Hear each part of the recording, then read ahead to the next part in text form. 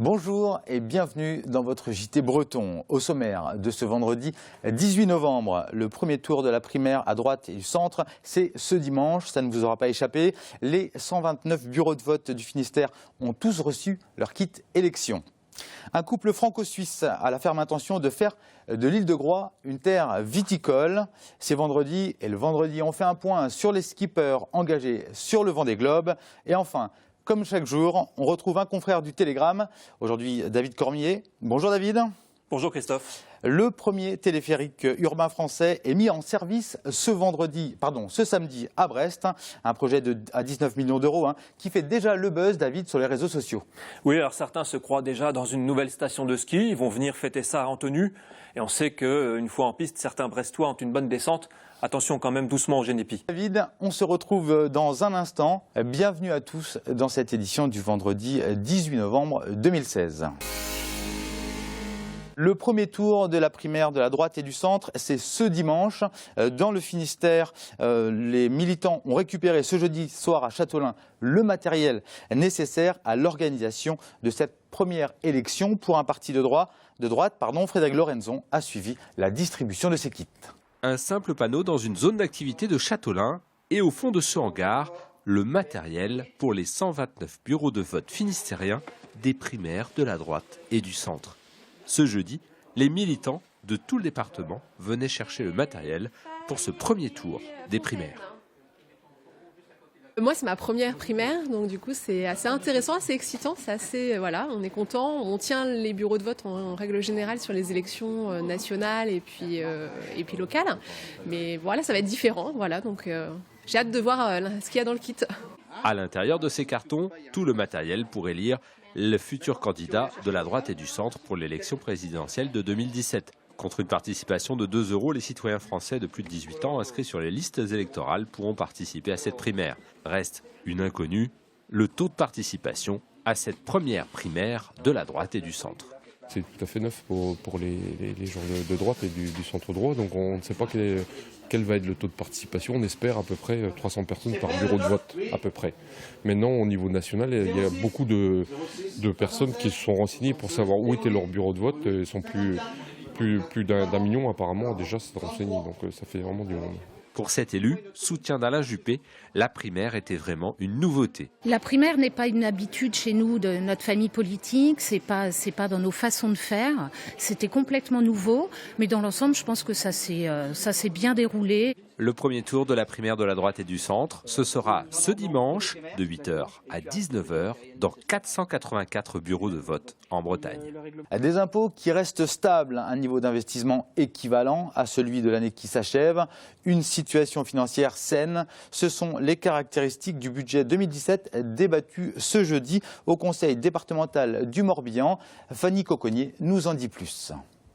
Le Morbihan, c'est le département qui investit le plus en Bretagne et cette tendance devrait se confirmer en 2017. Ce jeudi, lors de la session du conseil départemental, les élus ont débattu d'investissements à hauteur de 138 millions d'euros. Parmi les priorités de ce budget, la construction de 2 collèges à Elvin et Lorient, l'entretien des routes et les aides aux communes. Tous nos efforts, c'est d'essayer de dégager de l'épargne en fonctionnement pour financer une partie de nos investissements. Parce que si on ne faisait pas ça, on a le choix entre 2 politiques, ou bien on arrête l'investissement, et puis on a des routes en mauvais état, et puis on n'a pas assez de collèges, etc. L'autre solution, c'est d'emprunter, mais emprunter quand nos propres ressources diminuent, c'est une politique irresponsable, parce que comment on remboursera demain? Si on fait ça, on se condamne à utiliser les impôts des gens demain pour rembourser des emprunts, et il y a quand même mieux à faire. Les impôts, François Goulard tient à ne pas les augmenter, malgré une nouvelle baisse des dotations d'État et la hausse des dépenses sociales. La situation financière de la collectivité lui permet de tenir cet engagement.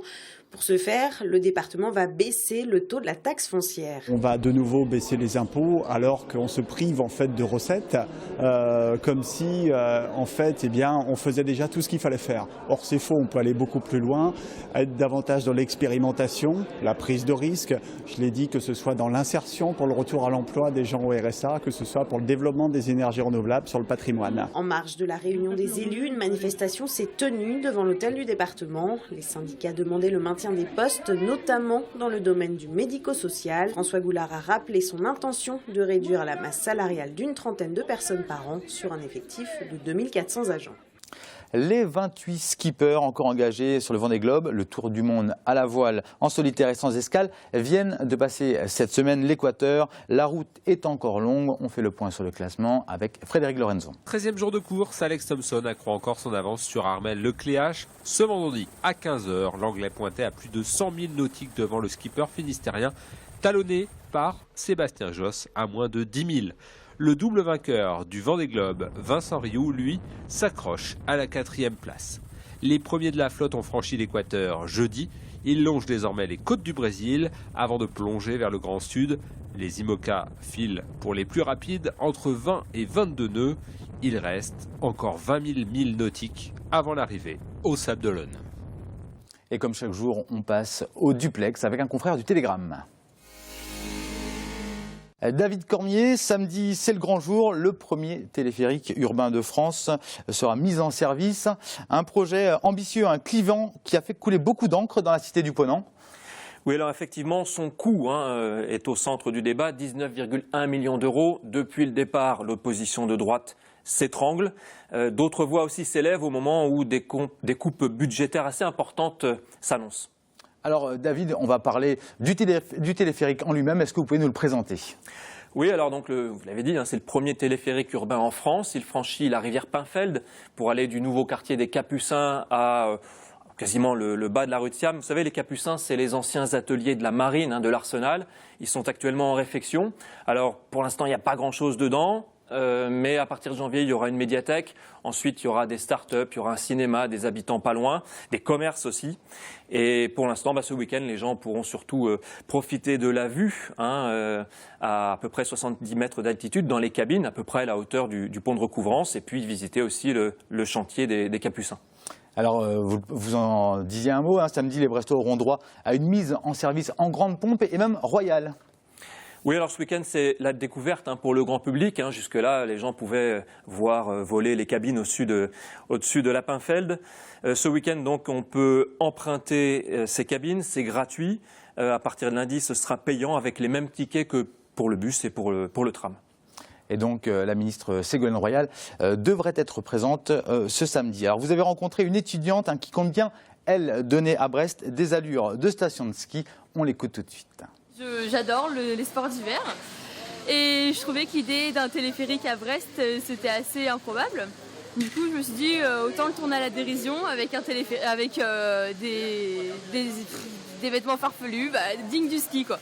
J'ai décidé de créer un groupe sur Facebook, un événement pour que les gens viennent en tenue de ski, nombreux.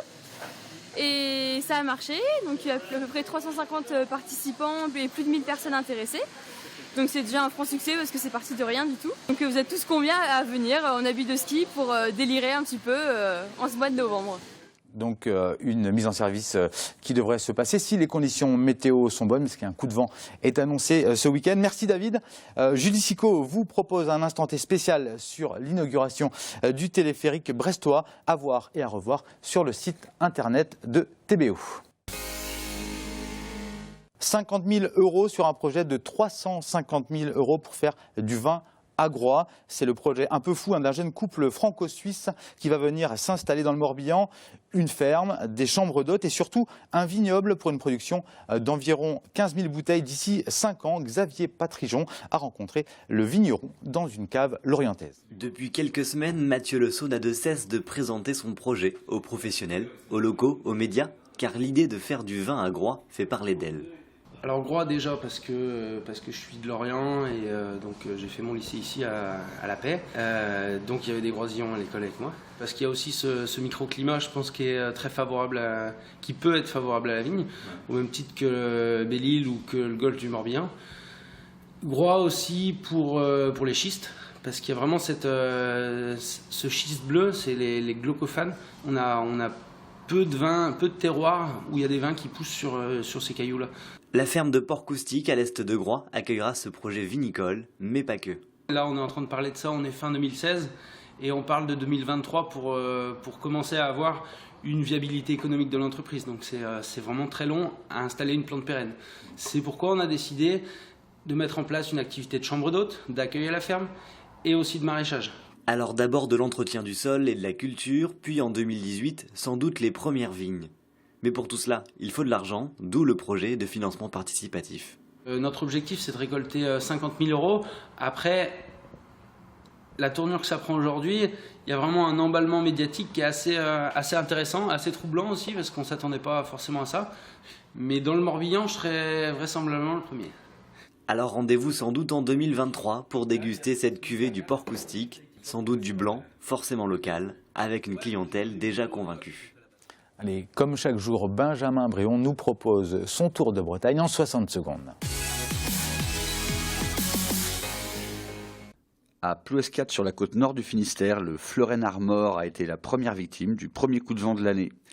Coup de chance, si l'on peut dire, il a évité et la cale à l'est et les rochers à l'ouest et s'est échoué sur le sable. Reste que ça va souffler ce week-end, alors prudence. 70 sapeurs-pompiers de toutes les côtes d'Armor, une trentaine de fourgons suréquipés, un poste de commandement mobile.